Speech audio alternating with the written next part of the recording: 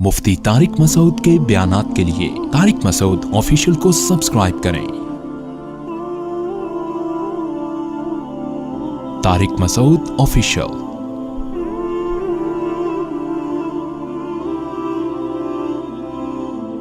अल्लाह ताला ने हमें बताया कि देखो ये जो कुरान है ना, जो आसमानी किताब तुम्हें दी गई है, ये कोई पहली मर्तबा नहीं हुआ। अल्लाह ने हमसे पहली उम्मतों को भी किताबें दी हैं, जिनमें दो मशहूर कौमें जिनके आज भी दुनिया में बहुत बड़े असरात हैं गहरे, एक यहूदी और एक ईसाई। यहूदी हज़रत मूसा अलैहिस्सलाम पर ईमान रखते थे और उनके बाद जो पैगंबर आए, लेकिन उन्होंने हज़रत ईसा अलैहिस्सलाम की नबूवत का इनकार कर दिया। और जो यहूदी हज़रत ईसा पर ईमान ले आए उनको क्या कहा जाता था? ईसाई। समझ रहे हैं?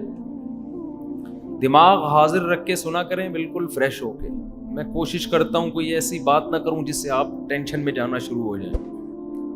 मुश्किल उर्दू भी इस्तेमाल नहीं करता, बहुत आसान। जिसके सर पे बाल ना हो वो तो एकदम समझ जाएगा, कोई रुकावट होगी नहीं। बाल वालों की थोड़ी टेंशन होगी कि थोड़ा अंदर जाने में टाइम लगे। वो भाई के सर पे बाल नहीं है ना, इसलिए मुझे देख के ख्याल आया।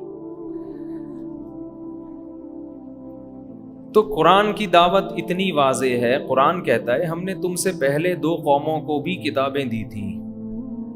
मूसा अलैहिस्सलाम को कोहे तूर पे बुला के तौरात दे दी और बनी इसराइल को कहा कि इस पर अमल करो। बनी इसराइल की नालायकियां अल्लाह ने बहुत जिक्र की हैं कुरान में। इतनी नालायकियां क्योंकि मोजज़े देखने के आदी हो गए थे वो। अब कोई बात भी अकल से उनकी समझ में नहीं आती। हर बात में मुतालबा करते कि ए मूसा, आप जो ये बात कह रहे हैं निशानी दिखाएं फिर मानेंगे हम। ये लत पड़ गई उनको। आप अपने बच्चे को कोई काम का बोलो, वो नहीं कर रहा हो, आपको ये लो 5 रुपए और काम कर दो, वो काम करेगा। अगली दफा जब आप उसे काम कहोगे तो बगैर 5 रुपए के करेगा काम वो? हैं? कहेगा भाई अब्बू 5 रुपए चाहिए फिर करूंगा मैं। बच्चे भी कह रहे होंगे 5 रुपए का जमाना गया। तो बनी इसराइल भी हर बात पे मुतालबा करते।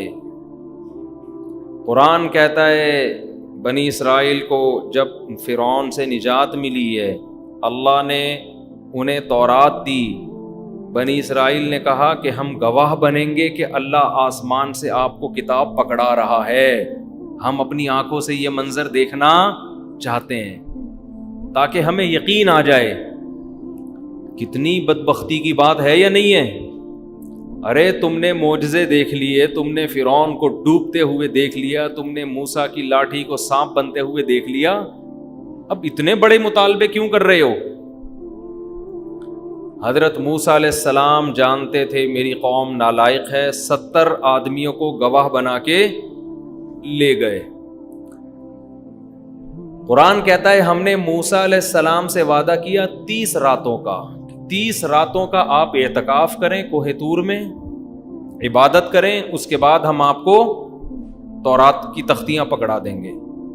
व अतममनाहा बिअश्रिन, फिर 10 और मिला दी अल्लाह ने। 30 कंप्लीट होने के बाद अल्लाह ने क्या फरमाया? 10 बोलो। और से पता चलता है ग्रेवी सिस्टम बहुत पुराना है। ठीक है ना? ये जो ग्रेवी सिस्टम है ना, ये बहुत पुराना है। कहते हैं कि मूसा अलैहिस्सलाम ने ना 30 दिन जब रोज़े रखे हैं तो उससे आपके मैदे में स्मेल पैदा हो गई जो मुंह में आती थी। जब बहुत ज़्यादा रोज़े रखता है इंसान, एक ख़ास बदबू पैदा हो जाती है। हदीस में आता है कि अल्लाह को रोज़ेदार के मुंह की बदबू मुश्क व अंबर से ज़्यादा महबूब है। तो हज़रत मूसा अलैहिस्सलाम ने उस बदबू को ख़त्म किया अल्लाह के पास जाने के लिए। तो अल्लाह ने कहा ना ना ना, वो बदबू मुझे चाहिए, आप 10 रोजे मजीद रखें। तो मूसा अलैहिस्सलाम ने 40 दिन मुकम्मल किए, 70 आदमी गए।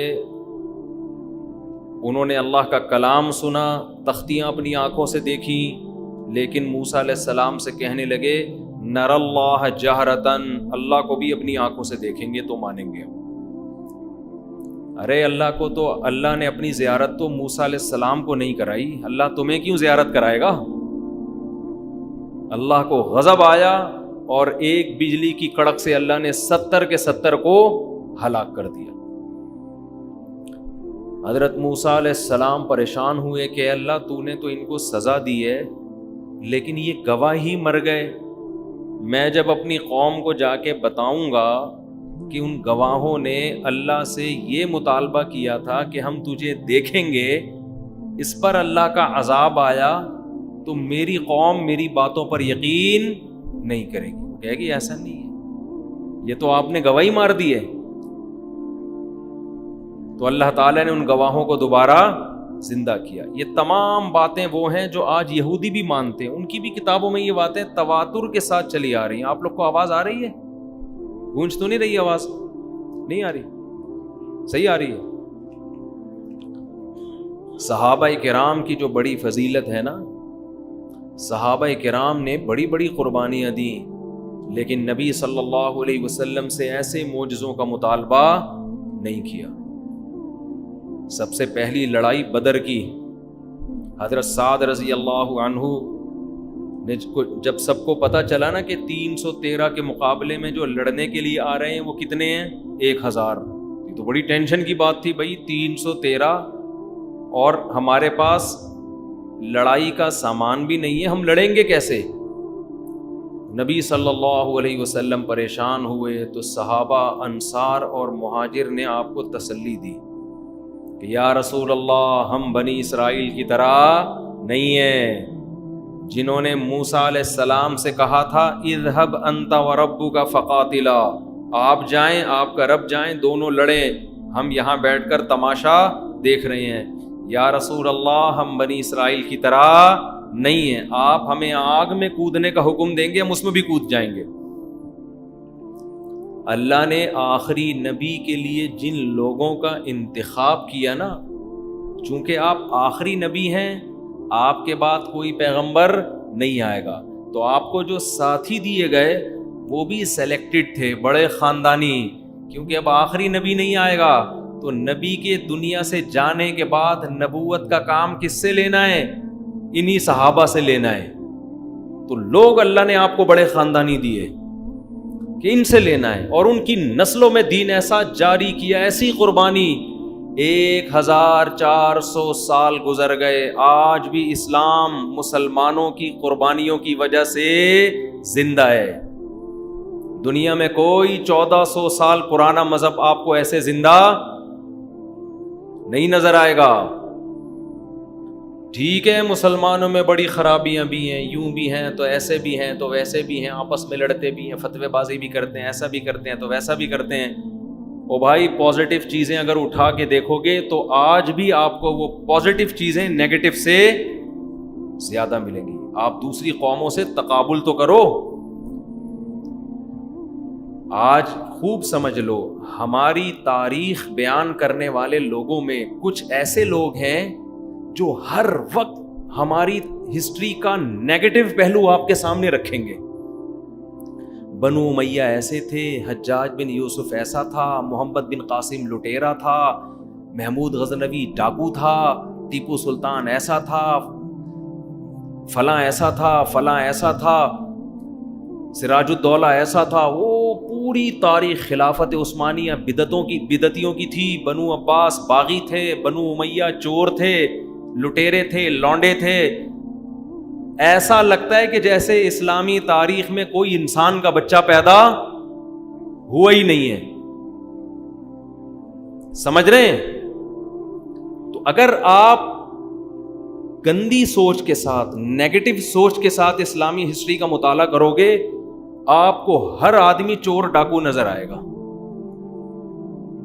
لیکن اگر آپ اسلامی ہسٹری کا مطالعہ کرو گے، اسٹڈی کرو گے نیوٹرل ہو کے، ٹھڑک پوری کرنے کا مقصد نہیں ہے کہ کسی قوم سے دشمنی نکالنی ہے، تو آپ کو نیگیٹیوٹی کے ساتھ پازیٹیو چیزیں آپ کو زیادہ نظر آئیں گی۔ محمد ابن قاسم بنو امیہ کا تھا، ٹھیک ہے، ظالم حکومت تھی، مانتے ہیں، بہت سے کام بڑے پازیٹیو بھی ہوئے ہیں، اسلامی سرحدیں بہت وسیع ہوئی ہیں لڑائی کے ذریعے۔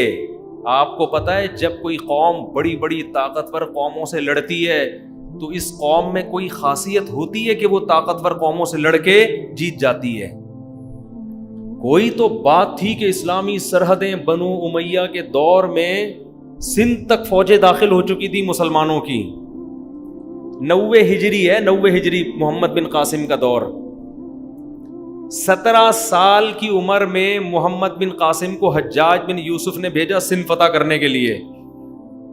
17 ایئرز، ٹین ایجز، 17 ایئرز کی ایج میں وہ فوج کی کمانڈ کرتا ہے اور سندھ میں راجہ داہر جیسے پاورفل آدمی سے مقابلہ کر کے اپنی فوجیں سندھ فتح کرتے کرتے ملتان شہر کو فتح کر لیتا ہے۔ کتنی ایج تھی؟ 17 سال۔ اور ایسی خاندانی حکومت کی ہے محمد بن قاسم نے کہ آپ کو پتہ ہے اسلامی تاریخ، مسلمان چونکہ تصویر سازی کے قائل نہیں تھے، مسلمان تصویریں نہیں بناتے، مسلمان ہیروز کی آپ کو کہیں تصویریں نظر نہیں آئیں گی۔ صحابہ نے نبی صلی اللہ علیہ وسلم کی تصویریں نہیں بنائی، ابو بکر کی، حضرت عمر، عثمان، علی، کسی کی نہیں۔ اسلام میں یہ تصویر سازی کیا ہے؟ حرام۔ لیکن آپ کو سندھ میں محمد بن قاسم کے پتلے بھی ملیں گے، تصویریں بھی ملیں گی۔ آپ کا کیا خیال ہے یہ مسلمانوں نے بنائی ہیں؟ بولتے کیوں نہیں؟ یہ ہندوؤں نے بنائی تھی عقیدت میں۔ ہندوؤں نے محمد بن قاسم کو بھگوان بنا لیا تھا۔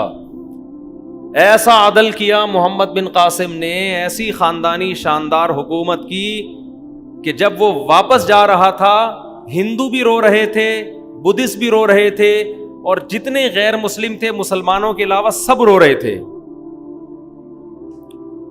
اور خلیفہ نے جو اس بادشاہ تھا اس نے ظلم کیا، محمد بن قاسم کو اپنی ذاتی دشمنی کی بنیاد پہ شہید کروا دیا اس نے۔ میں مانتا ہوں غلط بھی ہوا ہے لیکن اچھا بھی بہت ہوا ہے۔ وجہ اس کی یہ ہے کہ یہ جو امت ہے نا، جو پیغمبر صلی اللہ علیہ وسلم کو دی گئی ہے، چاہے بنو امیہ ہو، چاہے بنو عباس ہو، چاہے خلافت عثمانیہ ہو، چاہے اندلس کی حکومت ہو، چاہے بر صغیر کی حکومت ہو، چاہے پاکستانی ہو، چاہے ہندوستانی مسلمان ہو، یہ جو امت دی گئی ہے نا نبی صلی اللہ علیہ وسلم کو، یہ امت انفرادی طور پر تو غلط ہو سکتی ہے، اجتماعی سطح پر یہ امت بڑی خاندانی امت ہے۔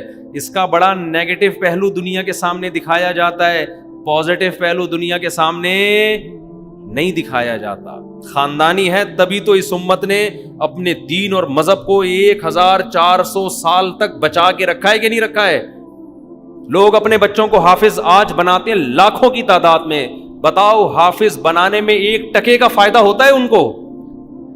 کوئی پیسے ملتے ہیں؟ کتنے سال لگتے ہیں بچوں کا الحم سے لے کے والناس تک قرآن حفظ کرنے میں؟ کیا کسی عیسائی اور ہندو نے اپنے مذہب پہ اتنی محنت کی ہے؟ یوں کر دو، اگر کی نہیں کی ہے تو، اگر کی ہے تو یوں کر دو، ایسے تو بت بن کے تو نہ بیٹھو نا میرے بھائی۔ بتاؤ کسی نے کی ہے اتنی محنت؟ کیسا قرآن کو سینے سے لگایا ہے؟ کیا دنیا میں کسی مذہب میں ایسی عبادت ہوتی ہے کہ حرم میں ایک امام تراویح پڑھا رہا ہو، 5 لاکھ کا مجمع ہاتھ باندھ کے اس کے پیچھے کھڑا ہوا ہو؟ کوئی ہے عیسائیوں میں، یہودیوں میں، ہندوؤں میں؟ دکھاؤ۔ بہت سے مسلمان بے نمازی ہیں، مانتے ہیں، لیکن نمازیوں کی بھی مارکیٹ میں کمی نہیں ہے۔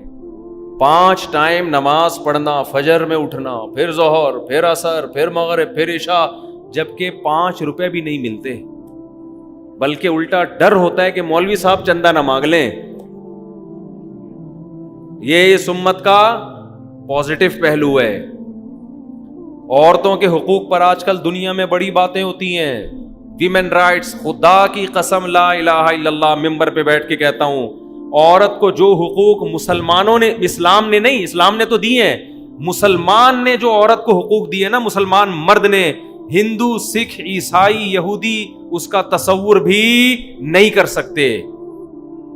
آج بھی دے رہے ہیں، بیوی کے روپ میں، بہن کے روپ میں، بیٹی کے روپ میں، ماں کے روپ میں، دادی اور نانی کے روپ میں۔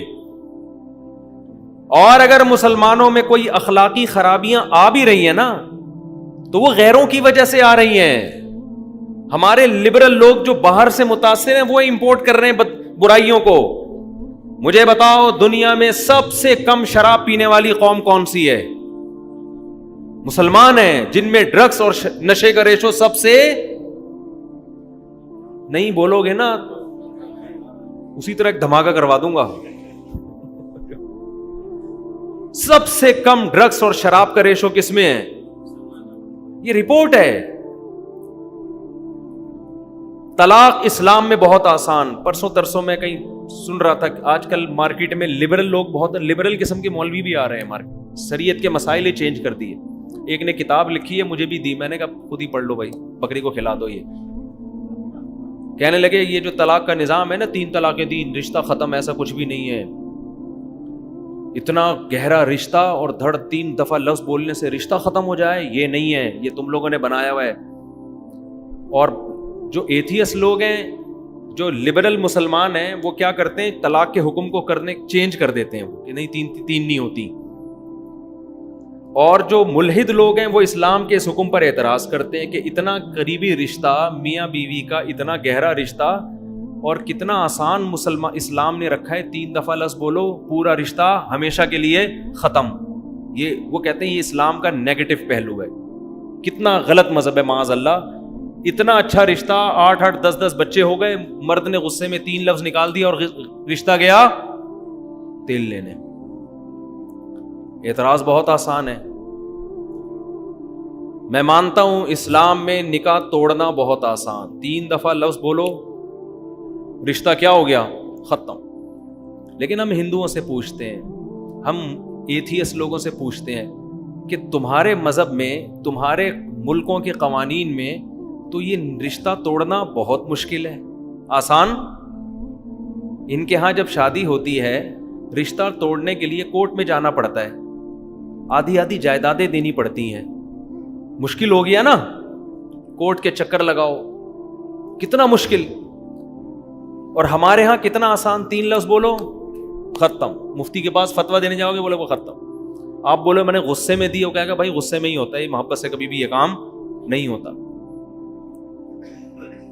اتنا آسان رشتہ توڑنا، مگر پھر بھی رشتے ٹوٹنے کا ریشو دنیا میں سب سے کم کس قوم میں ہے؟ مسلم میں. بہت آسان ہے، لیکن اس آسان لفظ کو زبان پہ کوئی لے کر نہیں آتا. طلاق کا ریشو ہمارے معاشرے میں بہت کم ہے، دوسری قوموں سے کمپیئر کیا جائے بہت کم ہے. 99% شادیاں کامیاب ہوتی ہیں، اور اگر ناکام ہو بھی رہی ہیں نا تو وہ ہمارے کلچر کی وجہ سے نہیں، وہ اس لیے کہ ہم باہر کا کلچر اڈاپٹ کر رہے ہیں. یہ ان کی وجہ سے ہو رہا ہے، ہم برباد ان کی وجہ سے ہو رہے ہیں. جب تک ہم پر بیرونی اثرات نہیں تھے، دوسری قوموں کا تسلط نہیں تھا، ہمارے ہاں 100% شادیاں کامیاب ہوتی تھی. جیسے جیسے ڈرامے، فلموں کے ذریعے اور ان کا کلچر ہمارے معاشرے میں آ رہا ہے، ڈیورس کا ریشو ہمارے معاشرے میں بڑھ رہا ہے. تو یہ ہماری خرابی نہیں ہے، یہ غیروں کی خرابی ہے جس سے ہم متاثر ہو رہے ہیں. اور آپ کے ہاں ڈیورس دنیا کا مشکل ترین کام، اتنا مشکل کام ہونے کے باوجود بھی آپ کے ہاں شادیاں کامیاب نہیں ہوتی. مسلمان مرد وفا کرتا ہے عورت کے ساتھ. یہ خوبی بھی کس میں ہے؟ اس کو پتا ہے میں 3 لفظ زبان سے نکالوں گا ختم. اس کے باوجود بھی زیادہ تر لوگ یہ 3 لفظ زبان سے بولو نہیں نکالتے. صرف اللہ کے خوف میں. قانون مجبور نہیں کرتا آپ کو، آپ کا قانون مجبور کر رہا ہے کہ اگر ڈیورس دی آدھی جائیداد. ہمارا اسلام کہہ رہا ہے صرف مہر دینا پڑے گا، اور کچھ بھی بولو کچھ بھی نہیں دینا پڑے گا مہر کے علاوہ. زبان سے 3 لفظ نکالو گے قصہ ختم. پھر بھی نہیں نکالتے.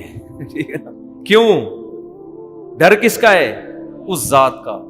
وہ طلاق کو پسند نہیں کرتا. تو خوبی کس قوم میں ہوئی؟ مسلمان قوم میں. تو اتنے گندے ہم نہیں ہیں بھائی جتنا ہمیں بتایا جاتا ہے. یہ نبی آخری نبی ہیں، ان کو جو امت دی گئی وہ آخری امت ہے. تو امت میں خرابیاں آئیں گی، ایسی خرابیاں نہیں آئیں گی کہ امت ہی کا بیڑا غرق ہو جائے. کیونکہ اس امت کو نبوت والا کام دیا گیا ہے. یہ امت ہے جو دین کو باقی رکھے گی. کرپٹ لوگ، برے لوگ اپنے دین اور مذہب کو باقی نہیں رکھ سکتے. اس کے لیے قربانی دینی پڑتی ہے. قوم کے لیے اور مذہب کے لیے قربانی کی بات کرو تو ابھی پڑوسی ملک میں دیکھ لو ہوا کیا ہے. میں اکثر لوگوں سے کہتا ہوں کہ کہانی نا الٹی کر کے دیکھا کرو، پتہ چلے گا. کہانی الٹی کر کے دیکھو. فرض کرو 42 ملک یورپ کے کسی کنٹری سے لڑنے کے لیے جاتے. 42 ملک یورپ کے کسی کنٹری سے بول لو نا لڑنے کے لیے جاتے. وہ ایک اکیلا ملک ان 42 ملکوں کو دھول چٹا کے واپس بھیج دیتا. ساری دنیا میں ان کو ایوارڈ ملتا، ڈاکومنٹریز بنتی، فلمیں بنتی. او بھائی ایسی قوم ہے، اتنی زبردست قوم ہے کہ یار ایک کنٹری چھوٹا سا جس پہ 42 ملکوں نے حملہ کیا، اٹیک کیا، ہر طرف سے اس کو کھانے کی کوشش کی، مگر اس قوم کے پاس ایسے ہتھیار تھے، ایسے جدید سائنس اور ٹیکنالوجی اور ایسے زبردست تربیت یافتہ فوج کہ اس نے 40-42 ملکوں کو بھگا دیا. بالآخر ان کو فتح ہو گئی. بنتی کہ نہیں؟ صدیوں تک دنیا یاد رکھتی اس کو. لیکن آج ایک قوم ایسی تھی جس کے پاس کھانے کے لیے روٹی نہیں، پہننے کے لیے کپڑا نہیں، کوئی جدید ہتھیار نہیں. اس نے 42 ملکوں سے لڑی اور بالآخر کامیاب ہو. کوئی ڈاکومنٹری نہیں، کوئی اخبار میں ہلکی سی خبر کہ جی نیٹو نے اپنی افواج واپس بلانے کا فیصلہ کر لیا. اتنی سی ہلکی سی خبر آئی معمولی سی. اس خبر میں بھی میرا خیال ہے کوئی آدھی مین اس پہ تھی، آدھی حاشیے میں تھی، ٹھیک نا، بقیہ پہ دیکھیں وہ بھی نہیں تھی. او بھائی یہ بھی نیشن کے، یہ بھی اس کے پیچھے کیا تھا؟ لڑنے کا جذبہ اپنی قوم کے لیے، اپنے وطن کے لیے، اپنے مذہب کے لیے. آج جتنا مسلمان میں ہے دنیا کی کسی قوم میں اس کا 1000واں حصہ بھی نہیں ہے. یہ بھی تو ہماری خوبی ہے، اس کو کیوں نہیں مانتے؟ کہاں سے کہاں بات چلی گئی، کدھر جا رہے ہیں جس طرف ہم کو لیے جاتا ہے دل. ہمارے حضرت ایک شعر پڑھا کرتے تھے، کچھ نہ رستے کا پتہ ہم کو نہ منزل کی خبر، جا رہے ہیں جس طرف ہم کو لیے جاتا ہے دل. بعض لوگ صبح صبح گھر سے نکلتے ہیں تو کچھ پروگرام ہی نہیں ہوتا کہاں جانا ہے، بس جدھر دل چاہے گا وہاں جائیں گے. تو میرا بیان بھی بعض دفعہ ایسے ہوتا ہے کہ بیٹھ کے بس جدھر چلے جائیں تو کیا کریں، بس دعا کرتے ہیں اللہ کو اچھی بات کہلوا دے زبان سے. تو خیر، تو ہم پہ یہ چیزیں اس قسم کی مسلط ہیں جو ہمیں آگے بڑھنے نہیں دیتی. چیزیں اگر ہٹا دی جائیں نا، یہ والی چیزیں یورپ امریکہ کو دے دو کچھ دنوں کے لیے، جو ہمیں چیزیں ملی ہوئی ہیں. چیزیں سمجھتے ہیں؟ جو چیزیں ہمیں ملی ہوئی ہیں یہ یورپ امریکہ کو دے دو ایک ہفتے کے لیے ادھار. ایک ہفتے میں ایسا بیڑا غرق کر کے دیں گے یہ اس قوم کا کہ وہ ہم سے 500 سال پیچھے چلے جائیں گے. اور وہ جو ان کی انتظامیہ ہے نا، مینجمنٹ ہے، وہ ایک ہفتے کے لیے ہمیں دے دو، ہم ان سے 500 سال انشاءاللہ آگے نکل جائیں گے. چیزیں ہمیں اس قسم کی ملی ہوئی ہیں، ان چیزوں کے ہوتے ہوئے ہماری صلاحیتیں، لیڈر بھی تو ہوتا ہے نا، بھیڑ بکریوں کا کوئی چرواہا نہ ہو تو ان سے کیا فائدہ ہوگا؟ کوئی ادھر بھاگ رہی ہے، کوئی ادھر بھاگ رہی ہے. خیر، اصل بات جو میں نے شروع کی تھی، بھائی ہمارا ماضی بڑا شاندار ہے. اگر آپ تاریخ میں صرف منفی چیزیں پڑھنا شروع کر دو گے تو آپ بدگمان ہو جاؤ گے. ہسٹری پڑھو، منفی چیزیں بھی اور پازیٹیو چیزیں بھی، تو آپ کو اسلامی تاریخ میں پازیٹیو چیزیں زیادہ ملیں گی. ہمارے محدثین دیکھو، ہمارے فقہا دیکھو، ہمارے سائنٹسٹ دیکھو، ماضی میں جو کام ہوئے ہیں. ہمارے یہ سلطان محمد فاتح کی تاریخ پڑھو جس نے ترکی استنبول فتح کیا تھا. کیسے فتح کیا ہے؟ 1000 سال سے عیسائیوں کی ریاست تھی، کتنی بڑی توپ بنائی اس نے ہے بھائی، اور کیسے اس نے خشکی پہ کشتیاں دوڑائی ہیں. سب سے پہلے بحری بیڑا حضرت معاویہ نے بنایا ہے رضی اللہ تعالی عنہ. سنا دی تھی میری امت کا وہ گروہ جنت میں جائے گا جو سمندر میں لڑے گا. تو یہ حضرت معاویہ رضی اللہ تعالی عنہ کے دور میں ہوا. یہیں سے امیر البحر کا لفظ عربی زبان میں وجود میں آیا جو انگلش میں جا کے ایڈمرل بنائے.